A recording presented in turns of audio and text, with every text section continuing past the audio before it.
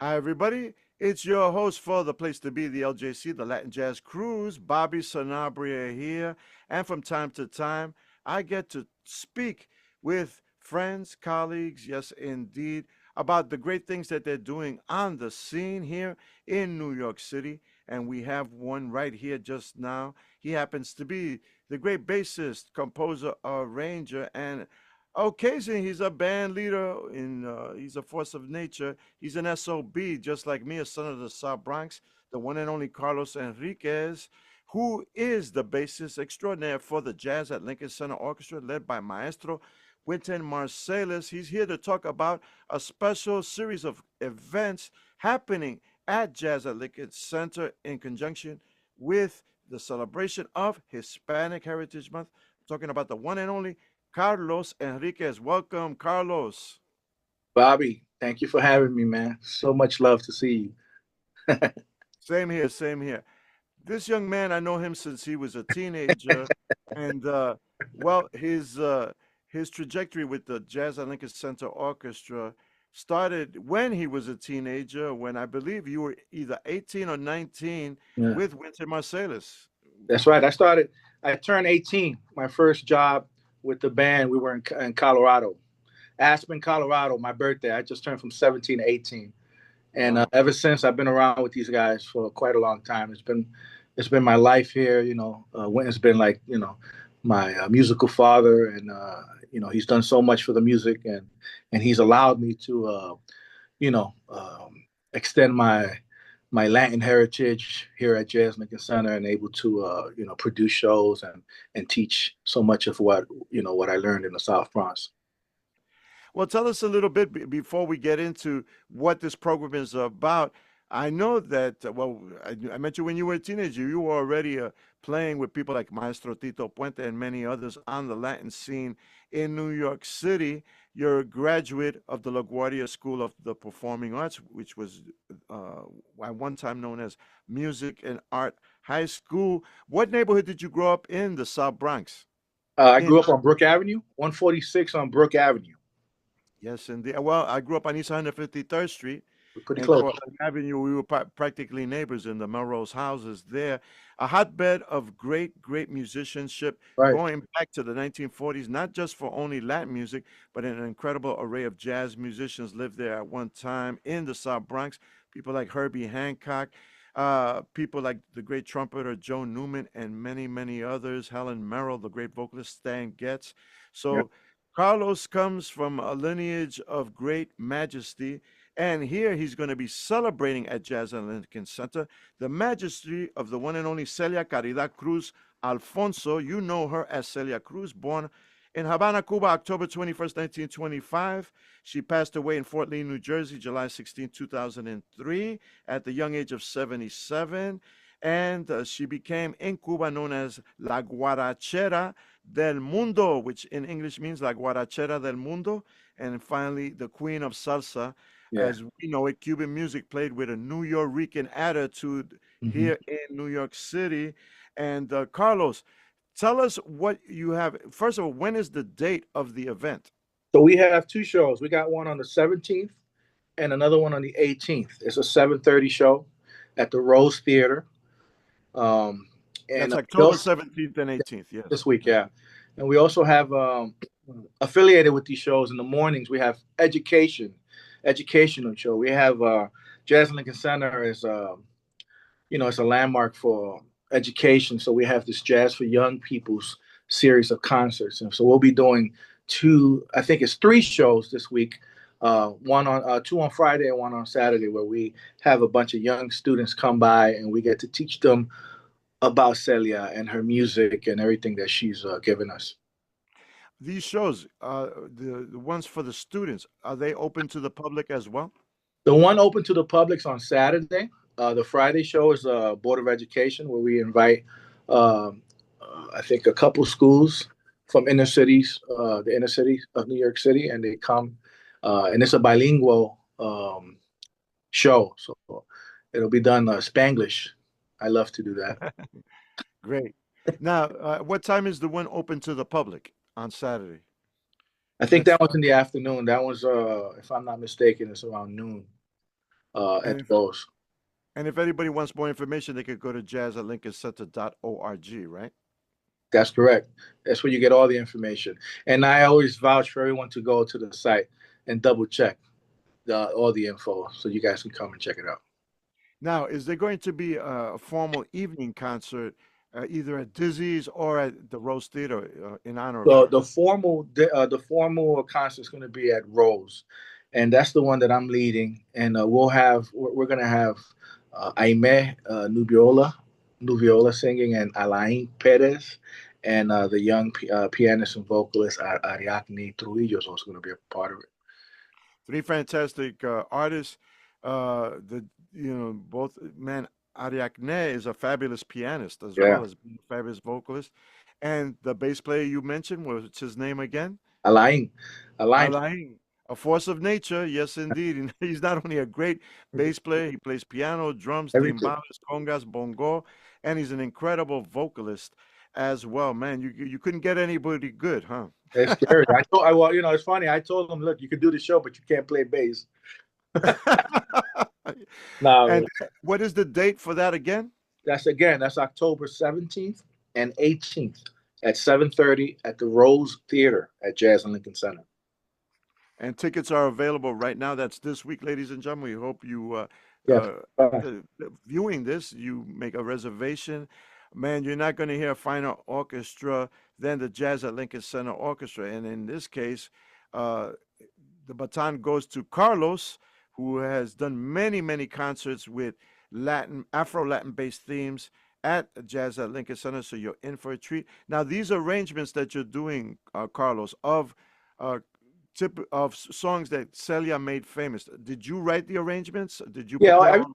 everything I did, I arranged. So just to get the audience up to date. So this concert is very interesting because it's not a Jazz Lincoln Center orchestra concert. So I had the ability to put a band together of some young musicians and musicians that have played with Celia, and it's not a full big band. It's basically two trumpets and two bones with a rhythm section.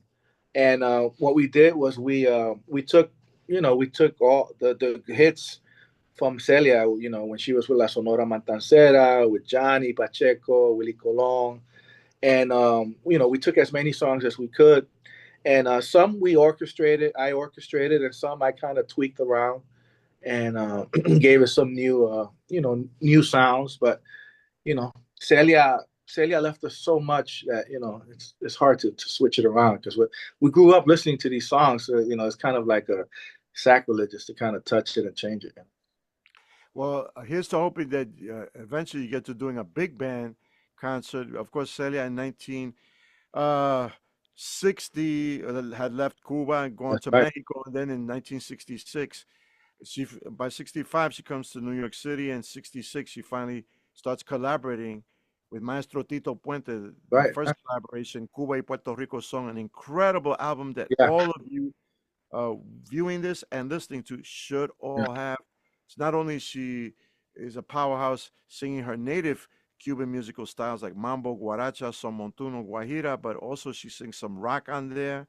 She sings some bomba, Yeah. Puerto Rican bomba as well. So but in this case, it's interesting. You've chosen to use a two trumpet, two trombone format Yeah.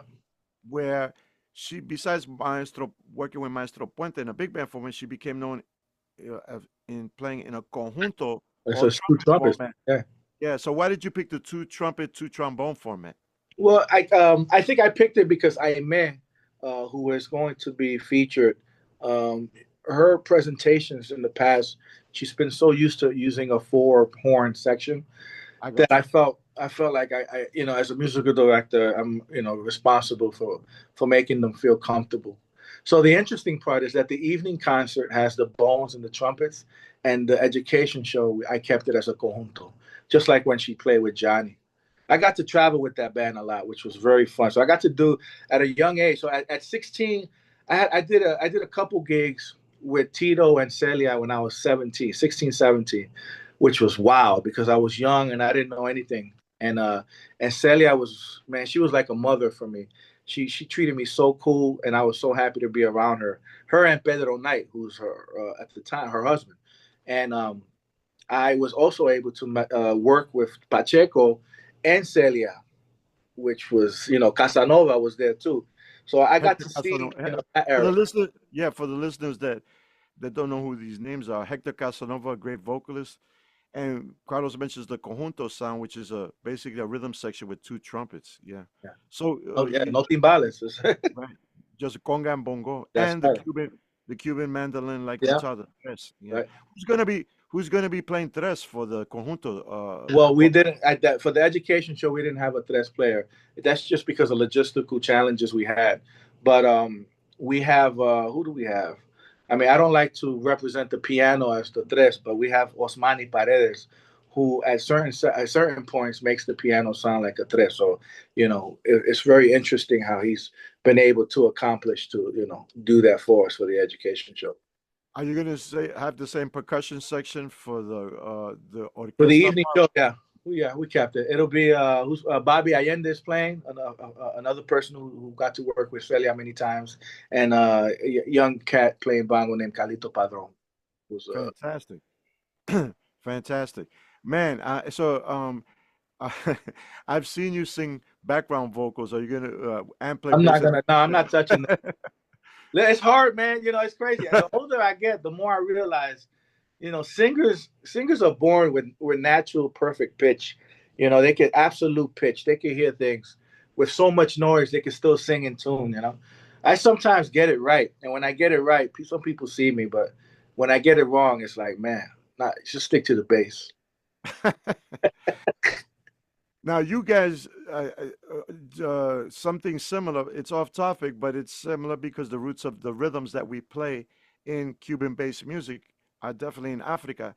The orchestra, Jazz at Lincoln Center, just came back from a trip to Africa. 2 days You're ago, I probably, just got it. yeah, you're probably still suffering from jet lag. I am. What countries in Africa did you So visit? we got to South Africa. We went to Johannesburg. Then we went to Kenya, which was beautiful. And then we went to Lagos, Nigeria, and to Ghana. And what I could tell you is rhythmically, when I got to Nigeria and I heard the front line of these musicians, percussion players playing, it sounded just like Cuban music. So I mean I know the history, but you close your eyes and you felt like you was in Cuba, and that was the scariest thing ever because they were playing the clave. I mean it was crazy, and and of course I know that this music traveled through the transatlantic slave trade, but to see that was unbelievable, and to hear it first time that was wild. So it was, in other words, it was incredibly moving. Oh, it was, because a lot of people don't get that experience, So for me to actually envision it and see it, and I'm there with Winton because I'm telling him and I'm tapping his shoulder. I'm like, bro, this is the downbeat. Check this out. And he's like, wow, that's how you feel. I said, bro, and that's it's I'm so happy we were able to go to Africa and just experience the people, the environment, the spirituality, the food. It's a trip, man. How beautiful that whole continent is. A lot of people forget that everything we play in New York City, well, just the music we love, Afro-Cuban music, and most of the stuff we generate and love rhythmically, comes from that western part of that world, to a certain extent, and it's unbelievable, man. So would you say for you, like Ray Barretto told me when he went with the Fania All Stars to Africa, that it, w- to him it felt like he was coming home. Did it feel like that for you as well? Oh yeah, rhythmically, when I started standing next to the percussionist, it was those drums are powerful, and these these men playing the instruments, man, they look like they're working out, man. They're strong, and they were just playing the instruments like it was a whole nother thing. It wasn't a game when they were playing it, and it just brought it brought to an attention to like this is serious stuff. These people live centuries through families and generations. These rhythms are passed down, and Were they? I'm curious. Were they playing the Yoruba-based bata drums, or were they playing talking drums for you? they were playing talking drums for us at the airport. It wasn't the Yoruba bass. But when we got, there were some ceremonies that were done where they were able to play Yoruba-based batas. That's when you started understanding. Okay, this is where it is. Well, Some of them, some of them have 4 setups. It wasn't right, 3. right. They have an extra what They we have an call extra. okonkolo, yeah, yeah, with 3 little drums, yeah, yeah. So yeah, but then once we moved, once we got to Ghana, it was a whole different set of drumming. Right. Um, Same thing. I could feel it. It was great, and it's very joyful. I mean, I know that this rhythm has much more meaning than just the joyfulness, but it was great to feel it. Because you know, sometimes I'm not saying me, but I feel like sometimes these rhythms are taken for granted, and sometimes people forget the meaning of what it really is. And going back to Africa was a great restart, or to understand that these rhythms are serious, man. And the more we continue playing it, the more we could teach kids and understand how this works. For me, it must have been heartfelt for all the other musicians because basically we are all of us are children of the African rhythmic diaspora. That's right. So, uh, were the musicians commenting about that? The rest of the guys in the band No, involved? they were. I mean, they were all. It's like they were all happy to be back. So the brothers were like, "Man, it's nice to be back." And then you had, the people that are not black understanding the music and trying to figure out how this culture, with the what does it really represent musically? And me being the Latino, and I'm the guy in the band with Winton, where I'm like deciphering the codes. I'm trying to break the code for Winton and be like, bro, this is how you do it. This is how it's done. You write it like this. Okay, you want to put that melody? Okay, just move it an eighth note, and it's gonna work out. So and I'm the cat trying to help these guys. So a lot of them, I'm telling you, I think a lot of them in the band came back with a whole new understanding of rhythm, and Right, right. yeah, and a whole nother respect for it, because not that many people understand these rhythms, and it's okay. And you've been teaching this for years, and I remember seeing you in class teaching this, because when I was at the new school, and I used to see you teach this to the kids. Some of these kids never it's very hard to grasp, because it's not only rhythm, but it's spiritual, it's cultural, and it's a sense of when they came back, they're like, wow, okay, now we see where this is from, and we see where jazz comes from. We Mm, see now why the Art Blakey's, why the Elvin Jones, why the Connie K's, and all this, why the Mingus. You start understanding why the right. Puentes, why the Caballeros, all the names start popping up, and you'd be like, okay, now I know why they're here. Well, like Tito Puente's last name, which means bridge, Carlos Henriquez, Tito Puente being a native New Yorican son, and Carlos Henriquez being a native New Yorican son, becoming the bridge from Africa to the so-called New World to jazz at Lincoln Yeah, Center. right. We And got to fly. he's going to be doing this fabulous concert October 17th and 18th at the Rose Theater at Lincoln Center in honor of Celia Caridad Cruz Alfonso, otherwise known as Celia Cruz, the dynamic Cuban vocalist that when she came on the scene with La Sonora Matancera in 1950, she changed the name of the game That's in right. Cuba as a vocalist, and the world has not been the same since. At all. Carlos Enriquez will be leading this ensemble uh, on October 17th and 18th at the Rose Theater. For tickets, go to jazzatlincolncenter.org. Carlos, we're very proud of you for Thank you, being man. a representative of the culture, the music in full force. Any final thoughts about this concert and why people should come to hear the music of Maestra Celia Cruz? Well, I mean, it's 100 years, and I think people have to understand. She didn't have the ability to go back to Cuba. I mean, she could have, but she stayed in Mexico with La Sonora Matancera, and they made a decision to travel the whole world. And I think because of that, we were able to now experience who she was, what the sound was, and her coming to New York. I mean, just think about it. We had a bunch of musicians, Puerto Ricans, playing with La Sonora Matancera at a certain time, and she represents so much. I mean, she's cool. Her music represents so much.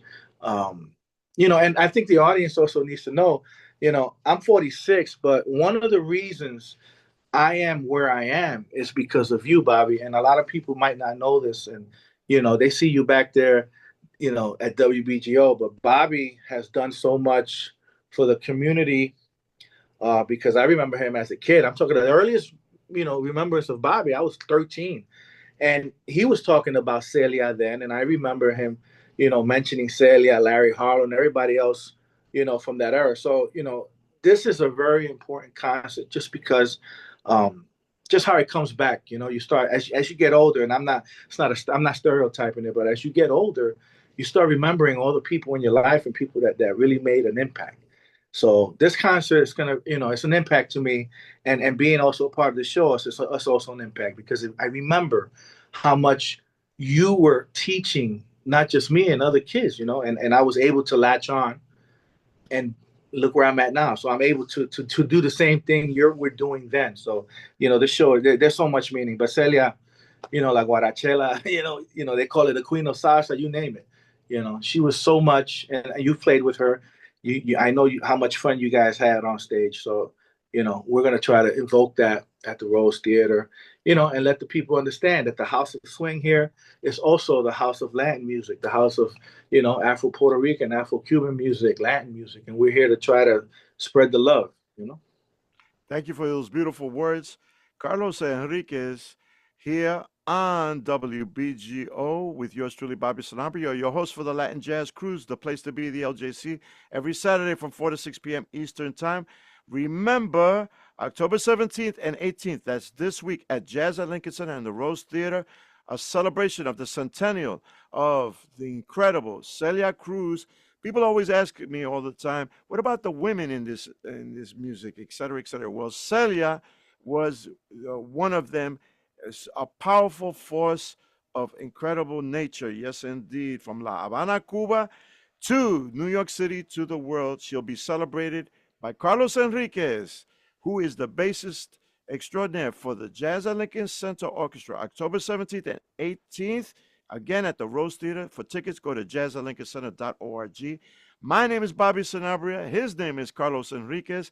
And we are WBGO, the home of jazz and beyond the world over. Thank you so much, Carlos. Thank you, Bobby. We love you, man. Thank you for doing Likewise. Gracias. this.